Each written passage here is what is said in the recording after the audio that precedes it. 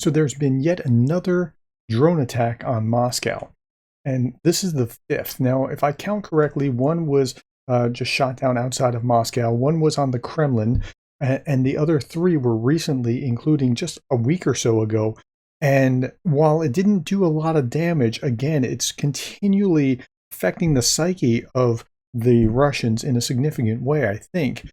Yes, our air defenses are working, but you shouldn't be at a place where you have to worry about your capital being hit.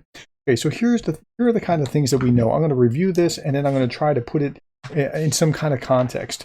Okay, so they're about 3 a.m. in the morning, and this is, I'm looking at Pravda first, and then I'll take a little bit more. Pravda actually did a really good job of covering the basic facts, and there's not a lot of difference or daylight between Pravda and, say, The Guardian or Radio Free Europe. Okay, so here around 3 a.m. in the morning is when it hit. This is what the video looks like after it was actually hit. You see the plume of smoke has already gone up. So I'm not showing an attack. I'm showing the aftermath of it for YouTube censors or whoever might be upset. That's what's actually happening. There's a plume of smoke going up and people are like, whoa, what just happened? Okay, so this happens in an office building. This is downtown Moscow. Like, that's where it is. How did it get to downtown Moscow? You're supposed to have this like ring of protection around Moscow to begin with. So what's going on that it was able to get that deep inside? Let's look down a little bit further. One person, a building security officer, was injured in the explosion. TASS, that's another state news agency. You have basically three of the biggies are Pravda, which is I'm reading from right now, which means, ironically, means truth. TASS and RT, which I read from most of the time. TASS said that all skyscrapers of the Moscow city complex were evacuated. That's that neighborhood that it's in, these kind of buildings. Now, the Moscow city skyscrapers are located in the center of Moscow, and that's why this is really remarkable. Like, this happened in the center of Moscow, and it's only about 4 kilometers from Red Square, so mile-ish or so from Red Square. So that's pretty invasive. Okay, 25 Ukrainian drones simultaneously, well, maybe not exactly at the same time, but also overnight, attacked Crimea.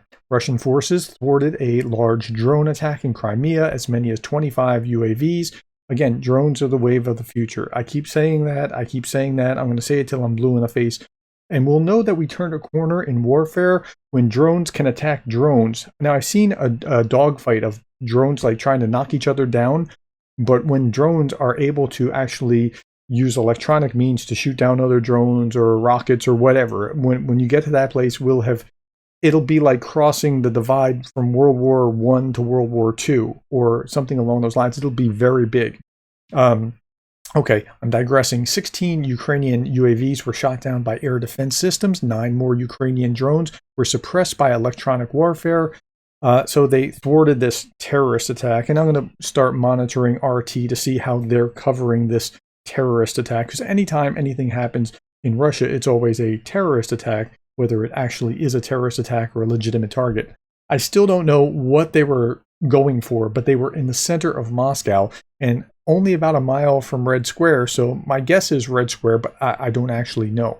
Okay, here's another I paused it after the explosion already happened, and we'll just see some of the fire on the after side of this. And this is what it looks like, this big hole in the side of the building.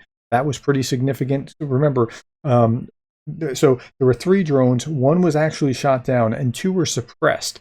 Now, when they suppressed, it just means the electrics don't really work right. The GPS, they get disoriented and they kind of veer off and crash somewhere. And that's the kind of thing that it appears happened here. They veered off and crashed. Again, there were the 2 high-rise buildings, and Ukraine has not so far taken credit for it, but they haven't denied it. And in fact, it goes a little bit more than that, where Zelensky was talking about it as, well, what do you expect would happen? This is Radio Free Europe. Ukrainian President Volodymyr Zelensky has warned that it was inevitable that war would come to Russia. Quote, gradually, the war was returning to the territory of Russia, to its symbolic centers and military bases. And this is inevitable, natural, and an absolutely fair process. Well, you think about it, yeah, it is. It's absolutely unfair when you think, well, you know, Russia, you get to pound away at Ukraine, and Ukraine, you can't hit back, or that's World War III, right? Now, I would imagine that they're not using American technology, because part of the deal was, we're going to give you this technology, but you can't use this to attack Russia. But then they can displace it, right? So you can use this to hit, you know, within the borders of Ukraine. But now that frees up things that Ukraine already had that they can, or can build on their own, that they can then send into something like this. And so it is kind of a weird process like that, but I'm imagining that this is all Ukrainian parts or something along those lines. I don't know for sure. Gradually, the war is returning to the territory of Russia. Ukraine is getting stronger, he said, but we must be aware that just last year, Russian terrorists can kill and can still attack our energy sector and critical facilities this winter, right? Like, they've been pounding them all year. So what's good for the goose is good for the gander. Russia's defense ministry called it an attempted terrorist attack. No such thing. It's not a terrorist attack, but I'll see what RT is saying about this, and I'm sure that that's what they're doing. This is, again, the building, and this is what it looks like. A little more of the footage. This is just people standing on the side looking at it. It's a pretty significant thing in a major building, and it's not 9/11 kind of scale. But if they could get to 9/11 kind of scale and could hit a building that was a legitimate target, that would, like, so when they attacked the Kerch Bridge, attacking the Kerch Bridge as much as a civilian travel overpass, it was also a legitimate military target. This building, I think the UAV just went off course because it was suppressed, and that's why it hit it. But when they can attack on a scale that's going to have the significant whatever, I think it feels like they're just feeling things out right now, but we'll see how that changes in a little bit. Okay, it also closed the airport, and that was really important too. The airport was shut down for a few hours. We talked about the 25 drones. Now, let's put this in context. In context, why didn't this happen last week?